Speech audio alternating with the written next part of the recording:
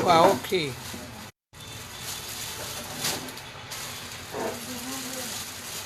Anyway, no ọ̀sán làwà àti wà lọ́sàn. Ẹ bá invite àwọn èèyàn. Ibi èlé ní kẹ́ má bù mí. Ẹ bú mi kẹ́ gbà kí. Àwa máa sọ òótọ́ ọ̀rọ̀ tó le tẹ́ ẹ fẹ́ gbọ́ yẹn a máa sọ fún yín. Ṣé ló tọ̀rọ̀ tó le tẹ́ ẹ fẹ́ gbọ́ yẹn a máa sọ fún yín. Ẹ bá mi share video yìí. Ẹ bá mi share video yìí. Tó bá wù yín kẹ́ gbọ́, tó bá wù yín. Mo mọ̀ pé àwọn kankan wà tí wọ́n mọ òtítọ́ ọbẹ̀ tó yé yín. Àwọn kankan wọ́n mọ òtítọ́ ọbẹ̀. Àwọn tó dẹ̀ mọ òtítọ́ ọbẹ̀ yẹn. Àwọn tó mọ òtítọ́ ọbẹ̀ yẹn a máa sọ, wọ́n máa gbọ́. Àwọn tó mọ òtítọ́ ọbẹ̀ a máa sọ. Tó bá wù yín kẹ́ gbọ́, tó bá wù yín kẹ́ má gbọ́, tó bá wù yín kẹ́ believe, tó bá wù yín kẹ́ má believe. Everybody máa complain pé Nàìjíríà ò dáa, Nàìjíríà ò dáa. Kí ni contribution tiẹ̀? Oní Nàìjíríà ò dáa.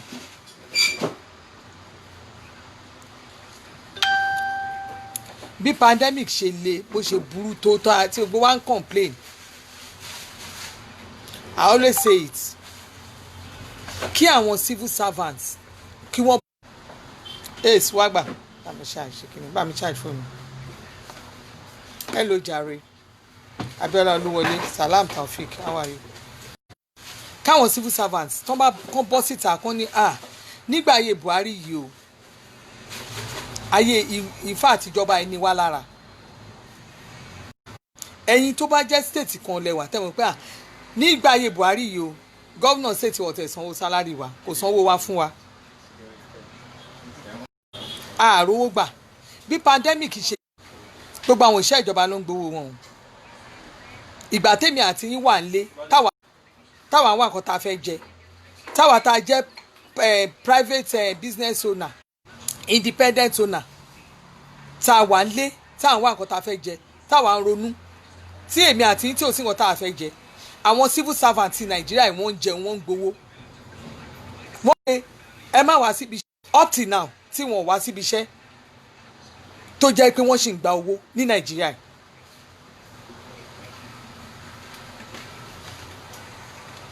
Àwọn ìjọba tá a ti ṣe sẹ́lẹ̀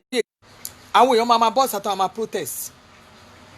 Àwọn ilẹ̀ ń pè ní protesters náà àwọn ilẹ̀ rò pọ́n dánú lù. Àwọn civil servants náà máa ń protest tí nǹkan ò bá dánú lù. Wọ́n kàn máa wá àwọn tó jẹ́ bíi wọ́n máa lọ wá àwọn activists kan join wọn ni. Civil servants ló máa ń protest jù ní gbogbo láti bá tèmi ti gbọ́njú civil servants ló ń protest jù ní Nàìjíríà wàtàwà. But you will see them they keep on lè sọ̀rọ̀ wọn ò jẹ́ sọ̀rọ̀ because ìjọba Buhari fún wọn ní owó oṣù wọn dáadáa. I was privileged to talk to àwọn àgbàlagbà tó jẹ́ pensioner. I was privileged to talk to them. Lẹ́ni ọkọ àtìyàwó they even told me pé wọ́n tún increase salary àwọn pé pension táwọn tún gbà o táìmù Buhari yìí o wọ́n tún increase ẹ̀. Ẹni káwọn èèyàn kan bọ́ sàkóso they will never talk. Wọn ò ní sọ̀rọ̀. Àwa gbogbo ẹ̀ làwa ń rì náà. Gbogbo ẹ̀ làwa ń rì. But when you see àwọn tó jẹ́ bó ṣe wà ní bí civil servant ṣe wà nílùú Nàìjíríà àwọn civil servant oríṣiríṣi ẹgbẹ́ London civil servant tó bá ti dá ẹgbẹ́ kan sílẹ̀ báyìí wọ́n á tún mú rúùlù tún gbé òfin kan wọ́n á tún gbé sílẹ̀. Bọ́n bá gbé òfin kan against ìjọba tí ìjọba bá ṣe ti àwọn náà tún ṣe tó máa help wọn. They continue to dribble us. Nigerian civil servants nínú àwọn civil servants ẹ̀ mo ti rí pé wọn most ministries àwọn míì ò ní lọ síbi iṣẹ́ wọ́n dẹ̀ ń gba salary. Ìlú mi mo ti rí pé láàárín àwọn civil servants ní ìlú mi yìí ni mo ti rí pé civil servants wọ́n máa ń ṣiṣẹ́ wọ́n ń gbowó oṣù o wọ́n á tún máa kọ́ọ̀tì wọ́n tún máa make sure pé wọ́n tún jalè lábẹ́ ìjọba. Ẹ wá máa complain pé Nàìjíríà báwo lẹ fẹ́ kí Nàìjíríà ẹ lè compare Nàìjíríà pẹ̀lú àwọn ìlú tó kù náà torí kò sólè ńbẹ kò sí tíìpù ńbẹ. ìlú yìí láti máa rá àwọn ọmọ Nàìjíríà sọ pé ó lè kó má pè mí o jàre, please don't call me.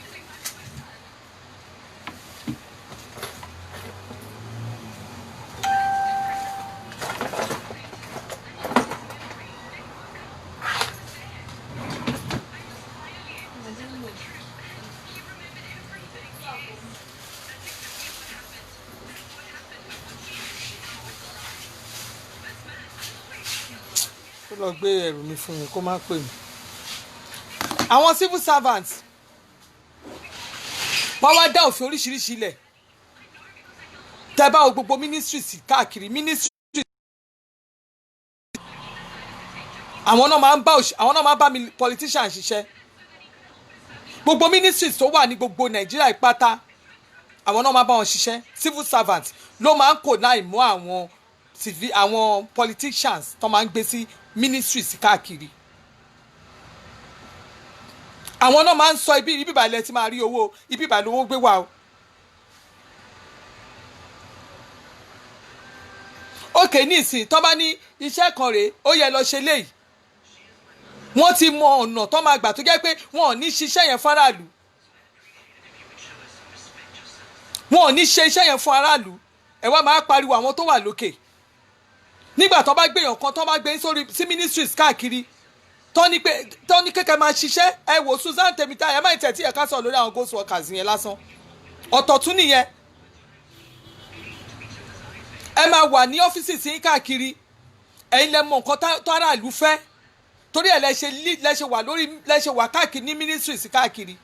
bọ̀ torí nǹkan tó aráàlú fẹ́ yẹn ẹ̀ ní ṣe nǹkan tara yín lẹ máa ṣe bẹ́ẹ̀ ṣe máa kó owó lábẹ́ ìjọba lẹ máa lé. kò ẹ̀yìn ọdún ayọ̀ Akíoyè kò sẹ́ni tó ní kó ìjọba máa sanwó tó bá ti rí ẹ báyìí pé so the government shouldn't have paid the civil servant during the lockdown àbí you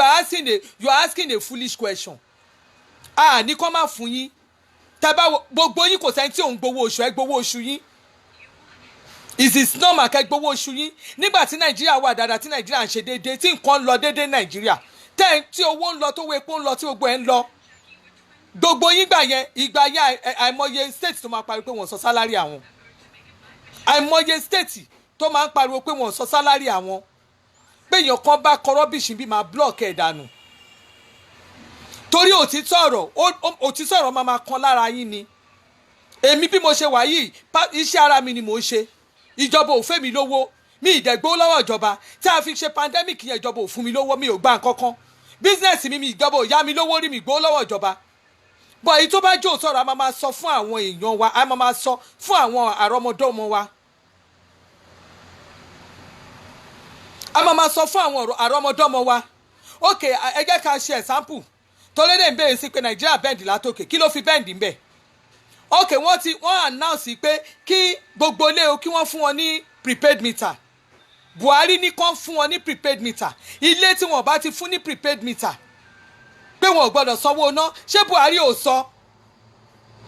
Buhari ò sọ síta but àwọn tó wà ní ministries àwọn tó wà lábẹ́ náà yẹn gangan àwọn tó ń ṣiṣẹ́ tó ń jẹ́ ọ̀gá náà yẹn gangan ṣé bí ara wọn tún bọ́ síta tí wọ́n gbé máìkì tí wọ́n ní ẹ má dáhùn o àwọn ò ṣe o kíní kan ò ṣe o ó ti di dandan pé ó ṣẹlẹ̀ because àwọn kan ti privatize Nàìjíríà wọ́n ti privatize iná àwọn kan ti ta kíní disco wa kí Buhari tó débẹ̀ wọ́n ti ṣe agreement wọ́n ṣe ogbẹ̀ kí Buhari tó débẹ̀ ohun tójú wa kàn dúdú sí nílùú yìí ni pé most of us we don't kí ní ìtì néèlì yẹn níbi tí ó gbé wà kí ní ìtì néèlì yẹn níbi tí ó gbé wà á dá fún Bukky Rahim no salary no infrastructure nígbà tí àwọn ìjọba PDP ń ṣe tó ń ṣe ìjọba báyìí no salary no infrastructure wọ́n tún jẹ àwọn òṣìṣẹ́ lówó ni but ní ìsìn pẹ̀lú bí ó ṣe sí pẹ̀lú bó ṣe jẹ́ little one wọ́n tún sún mọ́ra wọn bí gbogbo ẹ ṣe lọ náà ẹ̀yin civil servant owó yín sì ń lọ wọ́n stop owó yín kẹ́ ẹ lè mọ̀ pé gbogbo àwọn ìyà táwa ń jẹ yìí àwa táwa ń dá ṣiṣẹ́ àwa kan àwọn masses àwa kan là ń jẹ ìyà nǹkan tó ṣẹlẹ̀ ní Nàìjíríà no anywhere tí n bá ti rí any civil servant tó bá ń ṣe yàmàyàmà máa gbé fún yín ni because owó tí yín lọ déédé salary yín lọ déédé àwa làwa ń sanwó oṣù yín àwa là ń dààmú láti sanwó oṣù yín gbogbo epo tó wọ́n yìí kò ṣe pé mi lọ ra epo tèmi ń Ghana, iná kò ṣe pé bóyá mo lọ ra náà tèmi ń Ghana, Nàìjíríà náà láti ra gbogbo ẹ̀. Ó jọ àfẹ́tà bó ṣe ń àfẹ́tì ló ń àfẹ́tì èmi náà, but ẹ ní sọ èyí tó jó òótọ́ ọ̀rọ̀. Ẹ̀yin lẹ wà ní ministries káàkiri, ẹ̀yin lẹ ń já olè nínú ìlú yìí. Nígbà tí Buhari sọ pé òkè kán máa gbé iná mítà fáwọn èèyàn, ẹni tí ò bá ní prepaid meter kò gbọdọ̀ sanwó. Kí ni nǹkan tẹ́yìn ń ṣe? Gbogbo yín most of you ẹ̀ ṣe. So most of àwọn politicians tó wà ní abẹ́ ministries tó wà káàkiri àwọn ni wọ́n ń ja olè nílùú Nàìjíríà. Èmi máa sọ tèmi. Tó bá ní àwọn kan loot, ẹ bá láwọn èèyàn loot, àwọn èèyàn ń jalè, ṣé ghost ni àwọn tó ń loot ni? Ṣé bí àwọn èèyàn bíi tèmi àbí tí ló wà ń bẹ̀? Ṣé báwọn kan náà ṣiṣẹ́ ń bẹ̀? Ṣé báwọn èèyàn ló ṣiṣẹ́ ń bẹ̀? Tí ministry kan ò bá ṣe dáadáa, ẹ jẹ́ continue láti máa pariwo pé ministry báyìí wọ́n fún wa ní ìnira.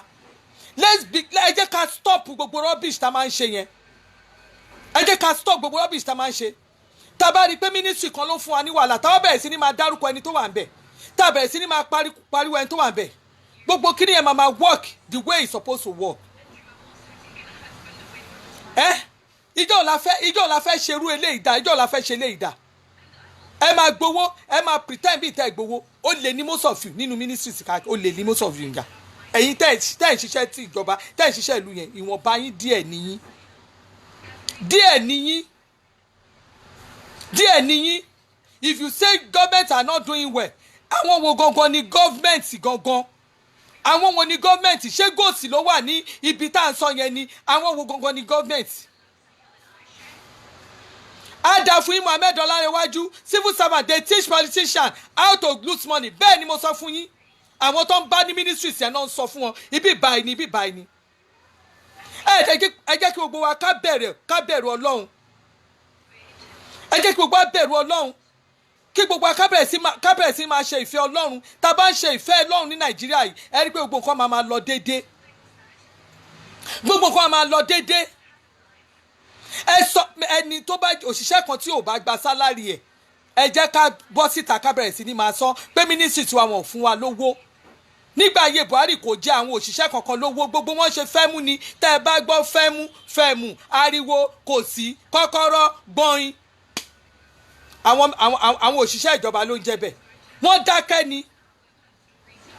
Ẹ̀yin lẹ́dẹ̀ wọ́n dágráǹdì kẹtẹ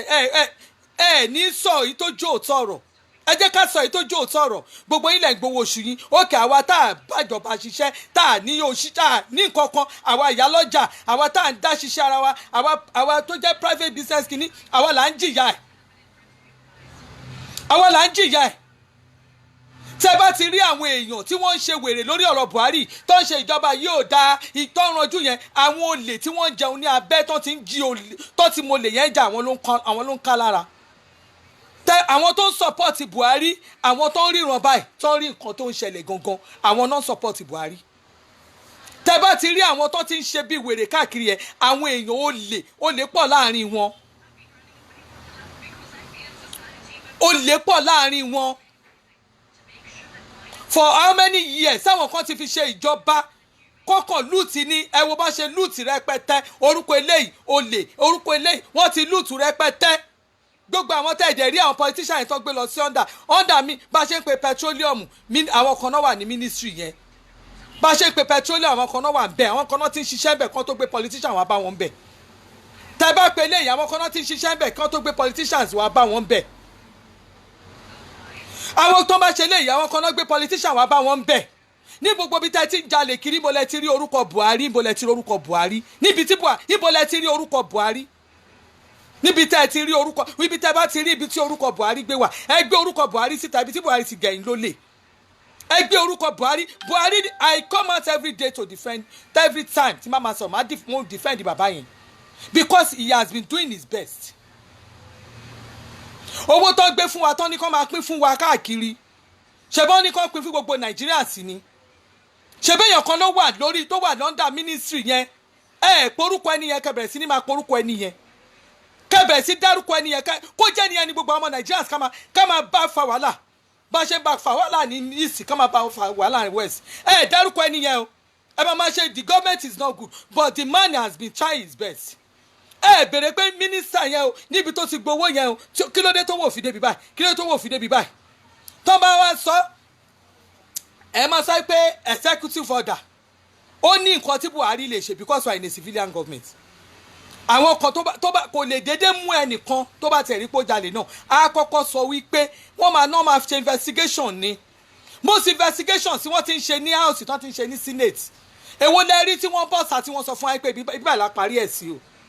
wọn ò ní bá wa sọ nǹkan kan mọ́ wọn ò ní bá wa sọ nǹkan kan mọ́ ẹlòmíì máa gbọ́ ẹ wo ọ̀nà wa yìí nígbà tẹ́mi pariwo Ìpájà road tí mo ní kọ́ wá tún Ìpájà road ṣe ìjọba òdìdé kọ́ wá tún ṣe but àwọn tó ṣe ọ̀nà yẹn wọ́n náà wọ́n ti parí Ìpájà road yẹn ni wọ́n dẹ̀ ṣe dé ọ ṣe ní sáìdì ibìkan wọ́n parí ẹ̀ wọ́n parí yòókù meanwhile wọ́n máa lọ sọ fún ìjọba pé àwọn ti parí ẹ̀ wọ́n mọ owó tó kù wọ́n dà sápò torí àwọn tó ṣe Ìpájà road ẹ máa rò pé bí àwọn gbàgbé ọ̀rọ̀ mi ìdákẹ́ lórí ọ̀rọ̀ yìí wọ́n ṣe halfway wọ́n parí yòókù so ká wá bẹ̀rẹ̀ sí ni máa sọ̀rọ̀ ká má sọ ìtọ́jú òótọ́ ọ̀rọ̀ mọ́ èmi máa bẹ̀rẹ̀ sí ni máa sọ ìtọ́jú òótọ́ ọ̀rọ̀ òótọ́ ọ̀rọ̀ lè máa sọ fún yín òótọ́ ọ̀rọ̀ ni máa sọ fún yín ọ̀rọ̀ Nàìjíríà bó ṣe wà yẹn bí mo ṣe sọ fún yín àwọn kan wà tó jẹ́ pé wọ́n mọ nǹkan tó ń ṣẹlẹ̀ gangan torí pé ojú àwọn èèyàn ti là àwọn èèyàn ríran wọ́n ti ríran wọ́n ti mọ nǹkan tó ń ṣẹlẹ̀ ni wọ́n ṣe ń sọ pé wọ́n gbọ́dọ̀ mọ nǹkan tí àwọn ò lè dá sí most things tẹ́ ẹ̀ sọ because àwọn òṣìṣẹ́ yìí most of them wọ́n ti gbowó wọ́n gba salary up till mo ṣe máa sọ àwọn kò jáde ńlé owó wọn dẹ̀ ń lọ déédéé ẹ mọ iye àwọn nǹkan tí àwọn èèyàn ti privatize ni ẹ mọ iye nǹkan tí wọ́n ti tà kó tó di pé Buhari débẹ̀ so gbogbo nǹkan tí wọ́n tà yẹn gbogbo àwọn òṣìṣẹ́ ibẹ̀ wọ́n dà wọ́n síta láì fún wọn kọ́bọ̀ bàbá yẹn ní òkè gbogbo àwọn èèyàn tí wọ́n dà síta yẹn ó dẹ̀ make sure kó sọ gbogbo pension sí wọn pátá ṣe rò pé òkúta náà fi san pension ṣe rò pé òkúta náà fi san pension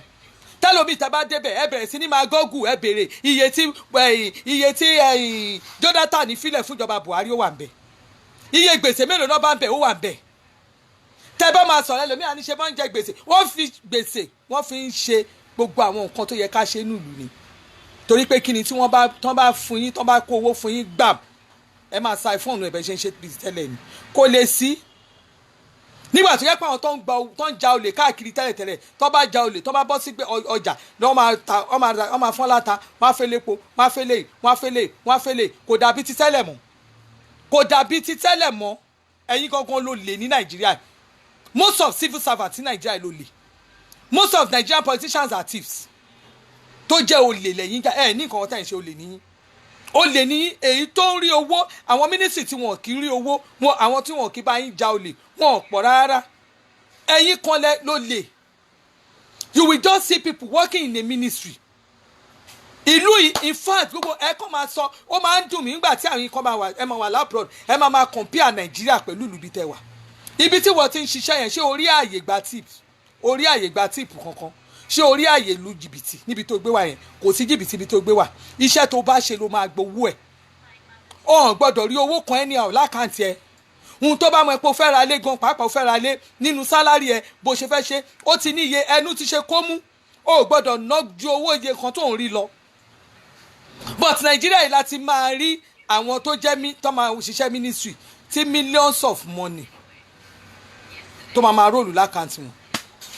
tó máa róòlù lákàntì wọn at the end of the day wọ́n ní ìjọba o nígbà tó jẹ́ pé àwọn báńkà gan a máa lọ from one office to another ni wọ́n máa lọ from one office to another ni tó bá ti kó from one office wọ́n kó lọ ọ́fíìsì eléyìí wọ́n bọ́ síbí báyìí wọ́n bọ́ sọ́fíìsì àwọn báńkà wọ́n máa àwọn náà encourage stealing wọ́n máa ní kọ́ máa bọ̀ ẹ wá ẹ mówó wá ẹ fún wa lówó ministry ẹ fún wa lówó wọ́n fẹ́ gbó lọ́wọ́ ọ̀gá ministry wọ́n ti mọ̀ pé ó pọ̀ lọ́wọ́ ẹ̀ wọ́n ti mọ̀ pé wọ́n ti jí owó wọ́n ti mọ̀ oríṣiríṣi àìmọye àwọn jìbìtì àlùmọ́kọ́rọ́ yìí tá à ń yí nílùú tó jẹ́ pé àwọn èèyàn àwọn tó ń ṣiṣẹ́ nínú ìjọba àwọn ló lebè. Yes, Bukky Rahim, you can't collect money in your account sef, you can't collect it abroad any money báwo ló owó kan kàn déédéé wọ àkáǹtì ẹ̀ ẹ wo lady kan tí wọ́n mú ní north west ní London ẹ wo lady yẹn tó lọ ra ọjà ó lọ ra nǹkan ní store bó ṣe lọ BBC gbé bó ṣe lọ nǹkan ní sọ ó rò pé ó wá dá kinní yẹn padà ó wá ní ó yẹ kán refund ó dà pé $9 ó yẹ kán refund ẹ̀ sákàǹtì ẹ̀ bó ṣe mistake dá 90,000 padà sí àkáǹtì ẹ̀ nìyẹn bó ṣe fi 90,000 wọ́n dá padà sákàǹtì ẹ̀ nígbà tó dá owó yẹn padà sákàǹtì ẹ̀ tó bá jẹ́ ọmọ ìlú tó jẹ́ pé wọ́n ní ilé la ti ń kẹ̀ṣọ́ ròde ṣùgbọ́n olè ẹ ti mọ̀ pé ó lè wà nínú ẹ̀jẹ̀ ojú ẹ̀ bá ọmọ Nàìjíríà ni ojú ọmọ Nàìjíríà ni ó dẹ̀ mú 90,000 pounds ó dẹ̀ ná owó yẹn ó ti ná 31,000 within 24 hours ó ti mú owó ti ná nígbà tó mú owó tó ti ná ṣó yẹ kó ná irú owó bẹ́ẹ̀ tó bá jẹ́ òyìnbó lórí irú owó bẹ́ẹ̀ ló detect irú owó bẹ́ẹ̀ lákàntẹ̀ ó máa pe báǹkì ẹ̀ ni ó lè má kó onú ilé ẹ̀gbọ́n máa pe báǹkì ẹ̀ and there is a mistake somewhere but we want to make it everybody want to make it at the same time èèyàn kan bá mi sọ̀rọ̀ mo sọ̀rọ̀ àwọn kíni ẹlẹ́yìn kan bá mi sọ̀rọ̀ madam kí n wo àwọn Nigerian government they are turn all our youth to Okada rider they turn them to kidnapper they turn them àwọn èyí tí wọ́n mú ní kí ni ìlú ìtẹ̀ tí ń jẹ́ o ìlú bóná tẹ̀ tí náà bọ́ sí máa wá fídíò ẹ̀ máa play ẹ̀ fún yín máa play ẹ̀ fún yín ní Philippines ọmọ àbọ̀sì kan ní Philippines millions of naira millions ni wọ́n kó okay she lives in Manchester á dá fún yín wọ́n ní ṣìṣọ́ ẹ̀yí pé kò ń ṣe Ghana àti Ghana àti ìkan náà ni omi jìbìtì yẹn Africa country omi jìbìtì she's from Ghana omi jìbìtì yẹn náà fi wẹ̀ fún gbogbo wa ṣó yẹ kó rí bẹ́ẹ̀ nítorí fi ń pè wá ní Africa olórí burúkú nìyẹn ojú ẹ̀ lèmi rí torí mi gbórúkọ ẹ̀ dáadáa ojú ẹ̀ lèmi rí even orúkọ Nàìjíríà ní mi gbà ní sọ ti ń ṣe ǹjẹ́ she's a Salamot tàbí nǹkan kan lórúkọ ẹ̀ ń jẹ́ ó dẹ̀ lè jẹ́ Ghana torí ara wọn náà jẹ́ bẹ́ẹ̀ ẹ̀yẹ wo yẹn ẹ worú adúrú owó ọdún ayọ̀ ẹ worú adúrú owó tí ọmọbìnrin yẹn kó tó ti sáré náà within 24 hours tó dẹ̀ ti spread ẹ̀ káàkiri within family and friends tó bá jó òyìnbó ní ṣó òyìnbó ń ṣe bẹ́ẹ̀ ẹja sọ yìí tó jó tọrọ fúnra wa ó lè wà nú ẹ̀jẹ̀ wa jù ó ti wà nú ẹ̀jẹ̀ wa everybody wants to make it wọ́n fẹ́ rush make ẹ̀ ni everybody wants to become millionaire ní ọ̀sán ọjọ́ kan ẹ náwọn èèyàn wa ẹ náwọn ọlọ́kadà láti ọlọ́kadà ṣé ọ̀rọ̀ èèyàn ní kí o gbá dọ́wọ́ ọ̀kadà ni tí n bá fẹ́ gbéṣẹ́ fáwọn èèyàn sí ẹni tó ń bá mi ṣẹ́ lọ́wọ́ yìí tẹ́ ẹ bá rí gbà tí mo ti ń da ẹni yẹn láàmú gbogbo àwọn iṣẹ́ tí mò ń ṣe ń bíbà kí ló fà á tíṣẹ́ yẹn fi late torí àwọn ọmọ tó ń ṣiṣẹ́ ọwọ́ most of them wọ́n fi iṣẹ́ wọn sílẹ̀ wọ́n máa ọ̀kadà náà fẹ́ wà everybody fẹ́ make owó at the same time ọ̀kadà márúwá tó máa pè é báyìí mo fẹ́ ra ọ̀kadà mo fẹ́ ra márúwá everybody ló fẹ́ wà ọ̀kadà àti mọ́ríwá aṣáfẹ́ bà gbogbo ọ̀nà jẹ́ ẹ̀yin tẹ́ wà lábúrọ̀dù ṣe ẹ kàn lè dédé kówó kó ló fẹ́ kọ́lé tó bá fẹ́ kọ́lé ó máa ní ibi tó ti bá dé kó tó kọ́lé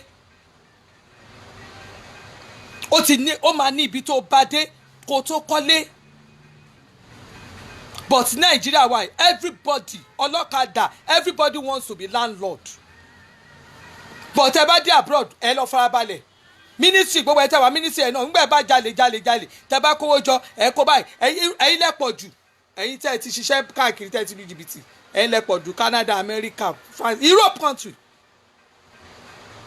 ẹlòmíì kówó ó jí owó báyìí ó lọ ní ẹ̀yin lẹ́pọ̀ jù ẹ wá change ìlú tẹ́ bá wá dọ̀hún ẹ wá lọ di innocent ẹ̀yin lẹ́ máa sọ̀kò sílé ẹ̀ ní rántí ìgbà tẹ́ ti já olè tẹ́ ti da ìlú rúkẹ́ tó kúrò gbogbo ẹ̀yin tẹ́ da Nàìjíríà àfiwọ́ tó bá ṣiṣẹ́ tó jẹ́ pé in a plain mind tó fi lọ gbogbo ẹ̀yin tẹ́ ẹ bá jí owó nílùú Nàìjíríà tẹ́ ẹ kó owó wa nílùú Nàìjíríà tẹ́ ẹ wá fi sá lọ sílùú bòmí ẹ ní kéré oko délé telling us rubbish ó lè ló pọ̀ láàrin most civil servants àti ẹ̀yin politicians ó lè olójú kòkòrò ẹ̀yin politicians ó lè ìkà tó máa kówó fún yín pé wọ́n máa ní kẹ́ ṣe nǹkan kan ní constituency yẹn ẹ̀ ní ṣe ọ̀nà constituency yóò ní da ẹ̀ ní ṣe ẹ wá ń sọ̀rọ̀ àwọn Haúsá ń ṣe tiwọn wọ́n ń ṣe tiwọn ẹ wá ń sọ̀rọ̀ most civil answer ẹnìkan máa sọ̀rọ̀ á máa ṣe bí ìgbà tẹ́ pé àwọn ni saints when you are not a saint when you are a proper thief armed robber. Armed robber will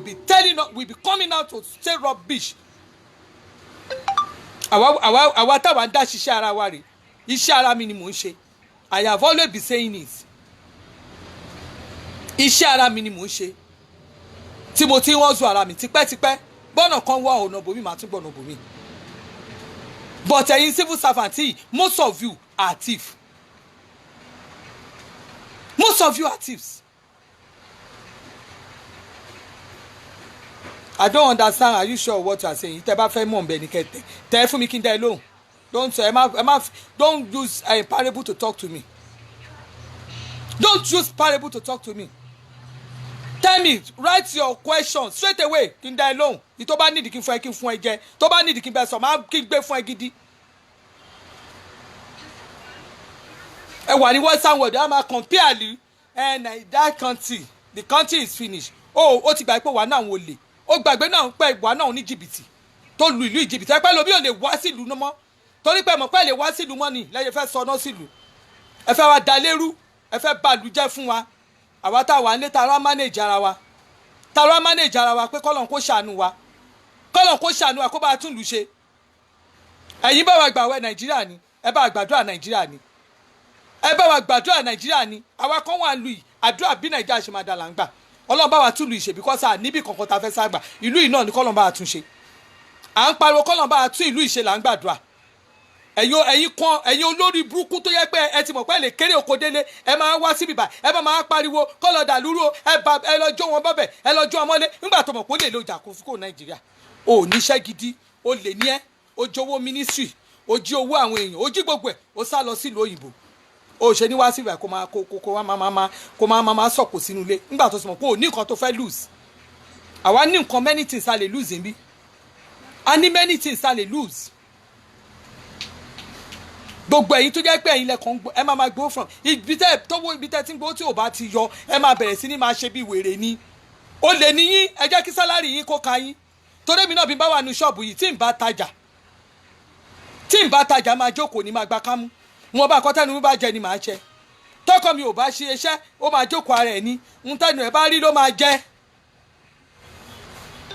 Tí iṣẹ́ bá lọ àríṣẹ́ bí iṣẹ́ bá tún lọ a máa jókòó ni. But ẹ̀yin kan náà ni tó yẹ pé politicians tẹ́ bá ti wà ní party kan tó jẹ́ party kan lẹ́wà tẹ́ ń rówó jẹ dáadáa nígbàriwo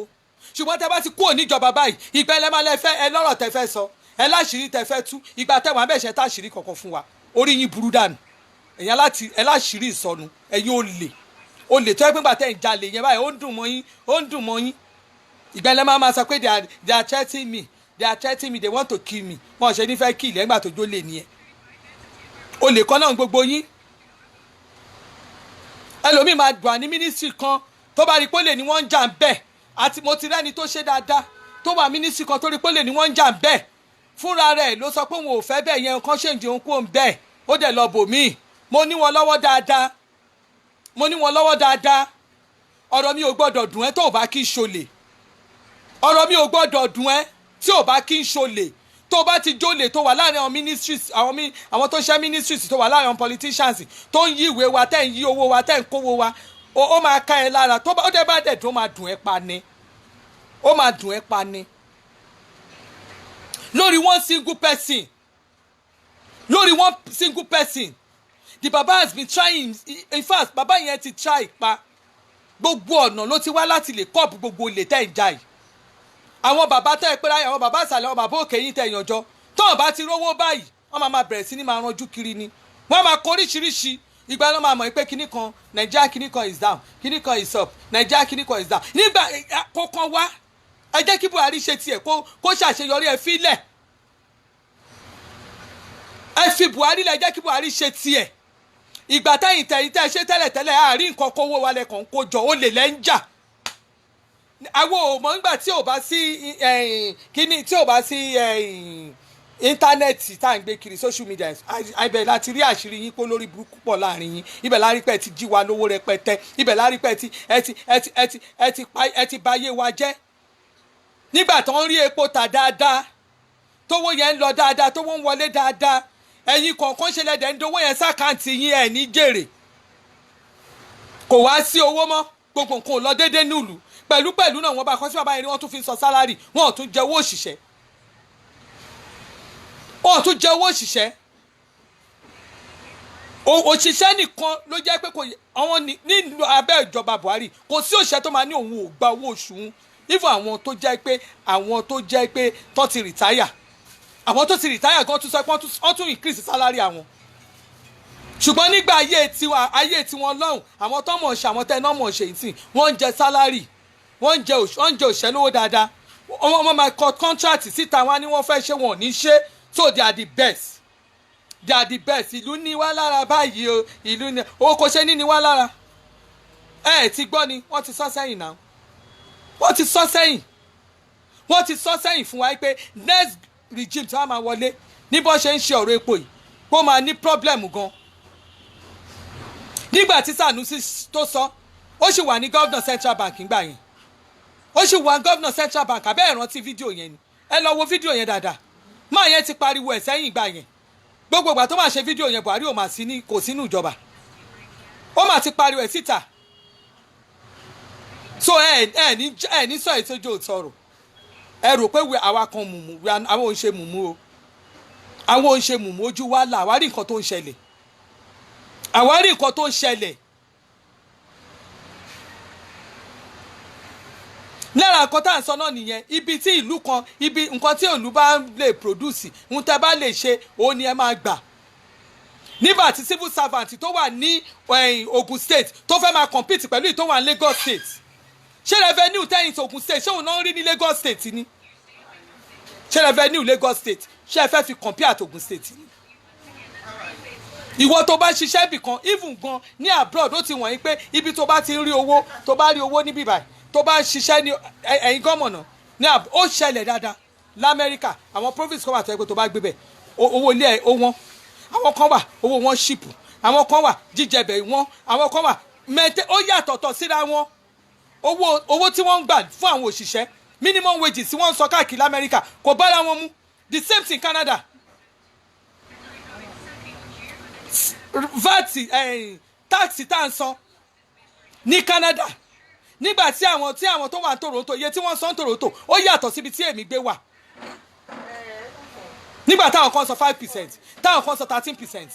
so ní 15% ní lọ́dọ̀ tèmi tax táwọn san náà ọdún ibi tí mo gbé wà. Canada kan náà dẹ̀ ni àwọn ti Toronto dẹ̀ sọ 5%. So kí la fẹ́ sọ sí yẹn?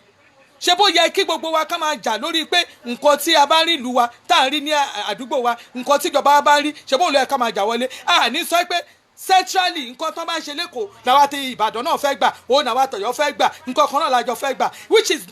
not going to be normal. Ṣé iye kan náà níjọba ń gbà ni? Ṣé allocation kan náà ni wọ́n ń gbà ni? Ṣé allocation kan náà níjọba ń gbà? Ìwọ tó bá ti ṣẹ́ lógùn state àbó ṣẹ́ lọ́yọ̀ àbó ó yẹ kó ti mọ̀ pé iye tó owó ẹ máa jẹ́ máa yàtọ̀ sí tàwọn tó kù. But Nigerian government, Nigerian civil kini generally, ibẹ̀ mo ti rí tó máa sọ pé no, iye kan náà gbà l'Abuja it must be the same thing. Iye kan náà ni wọ́n gbà kiri kan, a máa fi sentiment politics sí nǹkan kan. Nígbà tó jẹ́ pé ẹni tó bá wà ní ìjọba, ẹni tó ti kú òǹjọba, á tún máa lo àwọn tó wà nídìí kínní, wọ́n máa lò wọ́n against wọn yá ìlọ́dà ìjọba ẹ̀rù. Ẹlọ́dọ̀ ìjọba ẹ̀rù, ìlú mi mo ti rí ká ẹlọ́dọ̀ ìjọba ẹ̀rù, ìlú mi láti ṣe gbé. Àwọn nǹkan tí a lè protest.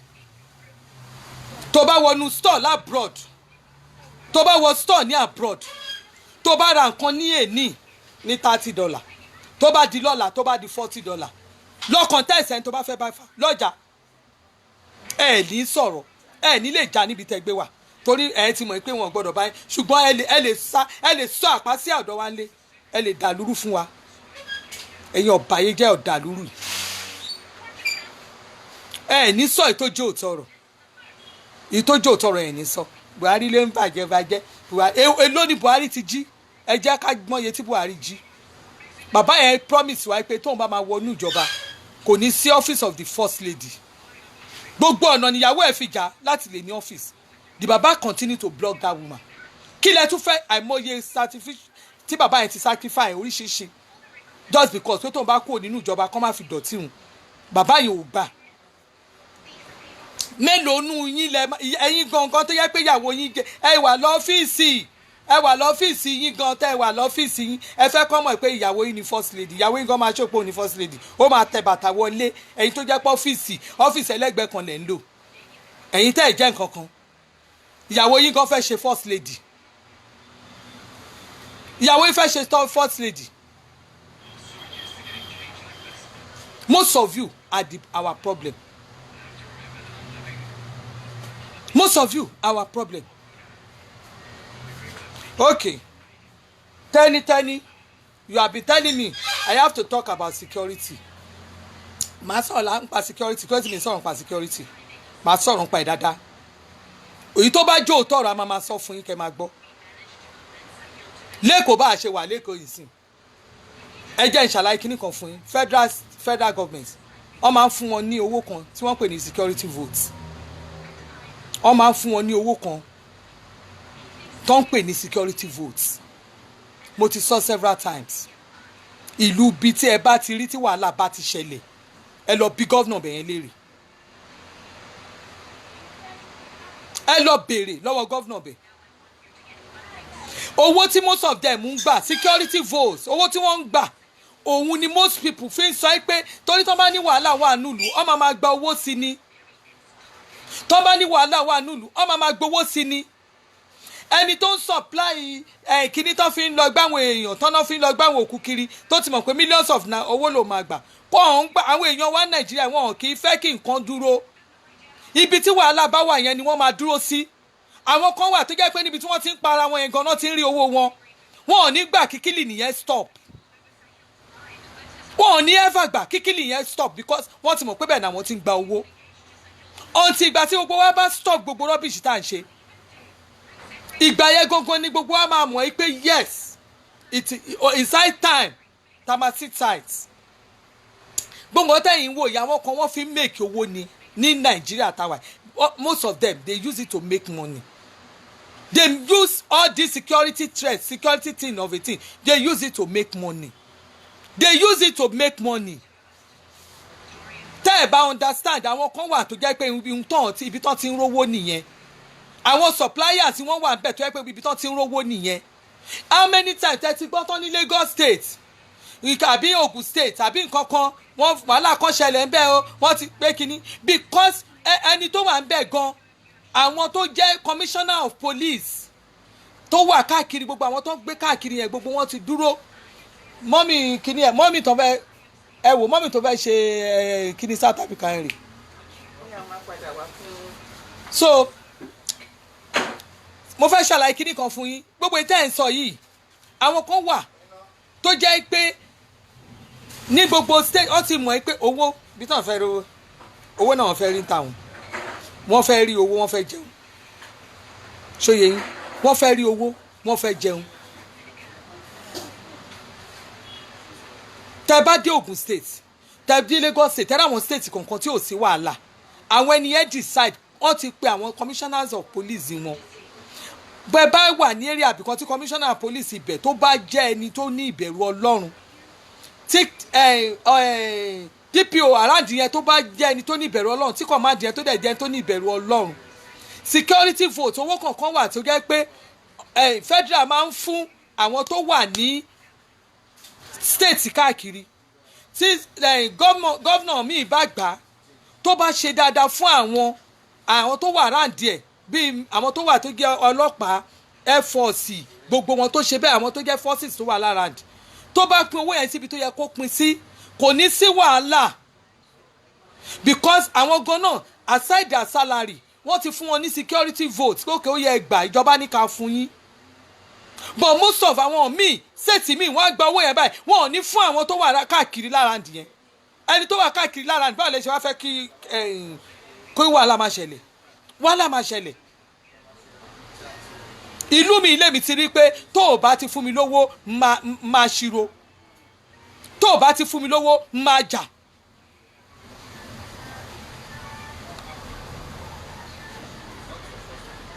ṣe rí ní ẹjẹ́ ìtúnṣe ìsàmpù kan fún yín tẹ́ bá wà ní kálẹ̀ gba security bóyá ẹ̀ ń gbàdúgbò ẹjẹ́ ìṣe ìsàmpù kan tẹ́ bá wà ládùúgbò ń tó ń ṣe ní ìlú wa bí mo sọ fún yín tẹ́ bá bóyá wọ́n wá gba security ẹ wá gba security ilé tí ò bá sanwó security wọ́n máa mọ̀ọ́mọ̀ wọ́n lè má ṣe nǹkan fún wọn but wọ́n kàn mọ̀ọ́mọ̀ wọ́n á kàn jẹ́ kí ó yẹ ẹlọ́kan lẹ̀kúnlé wọn kẹ́ ṣe bí olè láti lè jẹ́ kẹ́ ẹni yẹn mọ̀ pé nǹkan kan ń ṣẹlẹ̀ ó ń ṣẹlẹ̀ dáadáa èmi ń sọ nǹkan tó ń ṣẹlẹ̀ fún yín èmi ń sọ nǹkan tó ṣẹlẹ̀ fún yín that is how bó ṣe ń ṣe nìyẹn.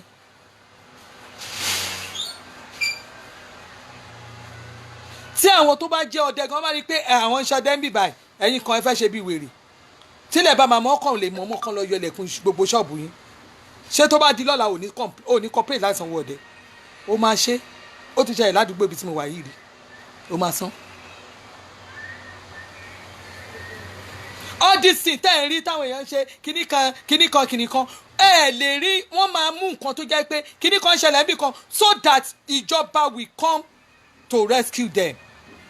ìjọba will come láti lè sọ pé ó yá ẹ ṣe báyìí. àwọn tó wà ministry most of them àwọn náà wà lábẹ́ ìjọba káàkiri àwọn ni wọ́n kọ́ àwọn tó jẹ́ politician lólè politician tó dé ọ́fíìsì tó lọ resume lọ́fíìsì kò mọ tán ṣe ń bẹ̀ àwọn tó wà civil servant yìí ló ti máa lọ bá wọn pé ọ̀gá ẹ káàbọ̀ báyìí ni o ọ̀nà máa kọ lólè òun gbà because kò lè dájà kò lè dá olè yẹn jà kò lè dá olè yẹn jà Adáfúnyìn Akíngbọ́ládé wọ́n ní most of these governors see security votes as source of wealth bẹ́ẹ̀ ni it is not questionable bẹ́ẹ̀ ni it is not questionable owó láti security vote ni tẹ́ ẹ bá rí state tí wọ́n ti ń fa wàhálà tí wàhálà ń ṣẹlẹ̀ gọ́vnà bẹ̀ kò fún àwọn èèyàn àwọn ọba owó yẹn inú security vote yẹn ó yẹ kó máa fún àwọn ọba ń bẹ̀ wọ́n á fún àwọn ọba wọ́n máa fún àwọn governors àwọn tó wà ní government agencies tó jẹ́ security tó jẹ́ wọ́n jẹ́ bíi army sójà àwọn civil defence gbogbo wọn owó tó gbọ́dọ̀ fún gbogbo wọn ní kò ń ṣòwò ẹnìkan wọ́n á fún ọba àlú irú owó yẹn náà máa ń fún àwọn tẹ́ máa ń sẹ́ táwọn máa ní àwọn area boys àwọn kìnnìkan wọ́n máa fún wọn pé ẹ má dá wàhálà alẹ́ ń bí ó lẹ́ máa gbọ́ tó máa ní àwọn kan di àwọn payroll ìjọba wọ́n máa fún wọn lówó yẹn pé ẹ má dá wàhálà alẹ́ ń bí báyìí náà máa fi sọ pé wọ́n fi ń tọ́jú wọn area boys bọ́n ṣe wà yẹn tẹ́bí bá pa wọ́n tó bá dé ṣùlẹ̀ wọ́n máa dá wàhálà alẹ́ ni but ìjọba a ti ṣe tiwọn mọ́ iṣẹ́ òun lówó security vote tí wọ́n ń gbà yẹn ṣóye yín but àwọn tí wọn ò bá ṣe ní state wọn lẹ́yìn tí wọ́n bá gbọ́ owó yẹn lọ́wọ́ ìjọba tó gba owó yẹn ìjọba tún máa tún double ó tún lè triple owó ó depend lè bí ogun yẹn bá ṣe lè tó ń bẹ̀ yẹn. ẹ sọ̀rọ̀ ṣe ẹrù pàwọ̀ àwa wà nílé àmọ́ nǹkan tó ń ṣẹlẹ̀ àríran àmọ́ nǹkan tó ń ṣẹlẹ̀ tẹ́bárẹ̀ tó wà ní mínísírì kan tó rà ń ṣe gẹ́gẹ́ rẹ̀ tó jẹ́ lítìlítì ló rán rí abẹ̀rẹ̀ sí pariwo à ń sọ̀rọ̀ kínní à ń sọ̀rọ̀ náà à ń sọ̀rọ̀ kínní kan ibi tá a ti ń ṣe ibi táyì ti ń ra náà yàtọ̀ sí èmi ni à ń sọ̀rọ̀ petrol gbogbo àwọn la wà lọ́lùdé everybody ló mọ̀ pé a wà lọ́lùdé even balance bẹ́ẹ̀ ni ṣe mọ̀ gbogbo náà ni mo kà papọ̀ ó ti yẹ bí mo sọ ìwé kó yé yín so a ti wà lọ́lùdé bá a ṣe wà lọ́lùdé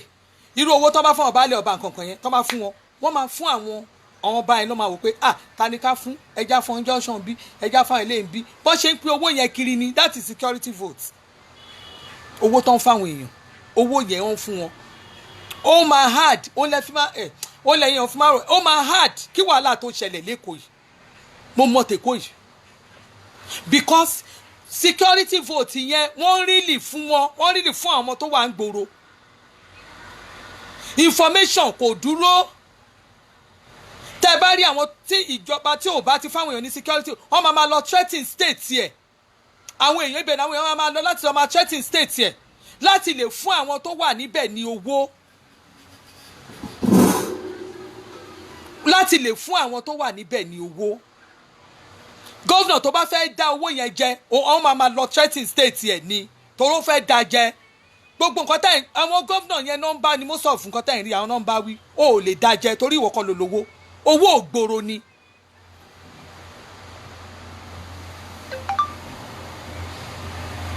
gbogbo àwọn owó tí wọ́n ń gbà táwa rí bọ́n ṣe máa ń gbowó ẹ̀ gbogbo ẹ̀ làwa máa ṣírí ẹ̀ bọ́n ṣe ń gbà bíjọba ṣe ń fún wọn because ó wà online. Adafu is same money they are paying the unemployed in Europe and irọ́ Akim Aina ẹ má jẹ́ ń tàn yín bí bá ìjọba fẹ́ sọ̀rọ̀ dé ẹ̀ máa tún sọ̀rọ̀ débẹ̀ owó yẹn kọ́ ni irú owó tẹni wọ́n ń fún àwọn èèyàn níbí báyìí ó yàtọ̀ sí security vote for unemployed nǹkan kan tẹ́ ń sọ yẹn ó yàtọ̀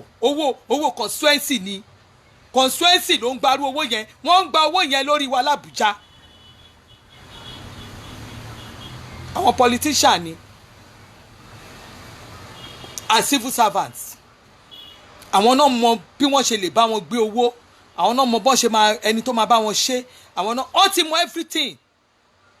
wọ́n ti bá ìmọye ìjọba ṣiṣẹ́ wọ́n ti bá ìmọye ìjọba ṣiṣẹ́ if not ní èmi bẹ́ẹ̀mi ṣọ́ wá pé mi ní to me ó yẹ kó jẹ́ pé tó bá jẹ́ pé kọ́ máa sọ pé tí ministries kò yẹ kọ́ máa sọ pé kọ́ ti ní permanent secretary kan ó gbọ́dọ̀ lò bí 4-5 years kó tó kúrò mbẹ̀ tó bá ti get permanent secretary tó bá máa dé bóyá kí kọ́ tún gbé another person kọ́ máa change wọn yearly ẹ rí i pé ó lè dínkù díẹ̀ ní Nàìjíríà ó lè dínkù Nàìjíríà but àwọn tó ń ṣiṣẹ́ òṣìṣẹ́ yẹn wọ́n ti lọ ṣe òfin tó jẹ́ pé tó bá ti wà nínú orí síìtì yẹn kò sí ẹni tó lè yọ wọ́n àwọn òfin tó jẹ́ pé ní abroad tó o bá ṣe dáadáa máa yẹ kó bí iṣẹ́ but ní ọ̀dọ̀ wa bíbá o gbọ́dọ̀ wà bẹ́ẹ̀ o gbọ́dọ̀ wà bẹ́ẹ̀ tèmi ṣe rí you ask a question mo dẹ̀ ń dá yín lóhùn Ọlọ́run ṣe rí bí mo ṣe wà yìí God sees my heart most people doesn't understand ẹ rò pé bóyá mò ń parọ́ ni God sees my heart ẹ̀yin kankan máa ń believe pé bóyá gọ́ọ̀mẹ̀ntì ló ràn síta Ọlọ́run rínú mi I have never mi ìgbowó lọ́wọ́ ìjọba èmi ń jẹ́ kẹ́yìn èèyàn mọ nǹkan tó ń lọ Nàìjíríà ni Ọlọ́run olófi jẹ́ pé inú máa ń bí mi tẹ́yìn fáǹsì mi ò bá ti tẹ́ ẹ̀ bá ti bá mi rajà ó máa ń dùn mí gan because it's like bí ìgbà tẹ́ fẹ́ tìyàn sórí sínú kinní ni mo bọ́ síta náà I told you ẹ̀yin kankan tẹ́ mọ problem tí mo ní mo sọ fún mi lórí kọ̀ńténà mi mo jẹ gbèsè mo sì ń sanwó fáwọn èèyàn àwọn tí mo ti gbó lọ́wọ́ wọn tí mo ti gba sọpọ́jà ń bọ̀ tí mi ò rí ọjà gbé fún wọn tí gbogbo ẹ ṣẹlẹ̀ ṣe mọ̀ mo ti sọ́ngbà yẹn mo ní I've been paying people tí mo ti gbó lọ́wọ́ wọn lẹ̀ ṣẹ́yìn tí mo ti gbowó oṣù tí mo ti gbowó indomie gbàgbẹ́ lọ́wọ́ ẹ̀ at least máa ṣáà sanwó olówó padà owó yẹn ni mo sọ fún yín and tẹ́ ẹ bá ti bá mi rajà ló máa ń dùn mí jù òun ló máa fi ń jẹ́ kí n máa wò pé kí ló ń ṣàwọn arábíà ẹ̀ wò èèyàn kàn ń ṣe ni meanwhile some of you will just think ó ti gbé lọ́rọ̀ ìjọba ó ti ṣe kinní kan you understand many things tó ń ṣẹlẹ̀ ní Nàìjíríà ẹ lọ sí ministries káàkiri ìjọ tó bá tọ́lọ̀ fún mi lórí ọ̀fẹ́ ìjọ tí máa tú àṣírí ministry kankan máa gbé ministry yẹn síta máa dẹ̀ máa sọ bọ́ yẹn rí owó fún yín bọ́ ṣe ń gbé owó wa máa sọ fún yín kò sí ministry tí mi ò mọ bọ́ ṣe ń gbó kò tán mọ bọ́ ṣe ń ṣe I know what I'm saying but all these things that is happening ó ń ṣẹlẹ̀ àwa tó a jẹ́ à ń dá ṣiṣẹ́ ara wa àwa tó jẹ́ pé àmọ́ kankan àwa tá àrówó ìjọba gbà àwa tá à ń dá ṣe business àwa là ń jìyà the masses are suffering not the government workers wọ́n ń gbowó wọn mọ̀nàkà they collect their salaries all of them have increments they increase their salary that is why I said come back let them come out and come wá bá mi fà á káwọn ògbówó àwọn wọ́n tún gba salary wọ́n tún increase salary wọn nígbà yẹn Buhari bí ìlú ṣe le tó. Look at what is happening ẹ wọ́n máa ṣe government kí ni government ṣe most of us have problem tí n bá ń sọ pé wọ́n máa ń yá owó èlé tó máa ń yá owó èlé ní àwọn ẹni tí mi ò tẹ̀ wọ́n máa sọ fún yín ní Nàìjíríà wa if you are not part of their group bóyá ò bá sí ní bóyá ò sí ní wọ́ọ̀dù kan àbó òṣè kìíní kan àbó ò sí ní wà lọ́ndà local government kìíní kan ò sí lọ́ndà kìíní kan you are not ò lè gba owó wọn ò lè tọ́ wọn máa ti yá owó láàrin àwọn politicians they sign a lot of things nínú gbogbo àwọn tó ń ṣe politics tí wọ́n kàn ní under world yìí they benefit a lot of things. Why àwa ta kàn jẹ́ kí ni àárín kankan jẹ́ àárín kankan wọ́n máa ní wọ́n fún ọ nígbà yábọ̀ jẹ́ mọ̀ pé mò ń tẹnu mọ́ ó gbé soft loan nílẹ̀ fáwọn tó ń tajà. I was surprised tí mo rẹ́ lóun tán pé yẹn 500,000 wọ́n yà ní 1 million naira mo kàn wò wọ́n báyìí ni mi ìdẹ́rí 1 naira gbà 1 kọ́bọ̀ kí n tiẹ̀ rí èèyàn sọ fún mi Leonda Ambode yẹn bí mo ṣe pariwo tó most people you do think bóyá ní nǹkan tó ń fún mi bí mo ṣe pariwo tó lọ́rọ̀ Ambode Ambode ẹ jọ̀ọ́ ẹ má kò sí kankan nínú àwọn pa kó tẹ̀ ní woman tó tẹ̀ bá wa pariwo ẹ bó tẹ̀ jówó èlé lọ ya kó fa fi ṣe business ẹ̀ mi ìgbà 1 kọ́bọ̀ rí ìjọ táwọn èèyàn fẹ́ sọ̀kò fún yàwó Ambode níjọ́ tọrọ òun àti pastor òun àti cleric tán ló insult ọ̀nà insult mo bọ́ sa mo tún bẹ̀rẹ̀ sí ṣe kíní ọ̀rọ̀ ẹ̀ tún die down ìyàwó ẹ̀ kò tiẹ̀ ní pé woman obìnrin kò tiẹ̀ ní ẹ lọ rí woman mi ìgbà 1 kọ́bọ̀ 5 kọ́bọ̀ tí ń gbá ní ìgbà lọ́wọ́ wọn rí ìjọba eléyìí náà tó wà ń bẹ̀ ṣe rò pé mo gbó lọ́wọ́ wọn mi ìgbó lọ́wọ́ ẹnìkankan èmi ń sọ tèmi kí gbogbo nǹkan lè dá lèmi ń pariwo lé lórí and some people will say ẹ ti gbéwé ni eléri burúkú ẹ ti ké òun ló fi jẹ́ pé òun lè fi lè rí àṣírí mi ò lè tú fún yín rí because èmi ń sọ ìtọ́jú òótọ́ ọ̀rọ̀ ni ẹ lọ wo nǹkan à ń sọ́sìn pé on the first ẹni tó bá jáde ẹ jọ mú wọn live chat hello. On the first one ẹ̀yin èèyàn tá à ń pariwo ẹ continue ẹ bọ́ sá anyway Yorùbá we can't continue like this my sister in fact ká ní lọ́la ń sìn ká ní Yorùbá dádúró ká dádúró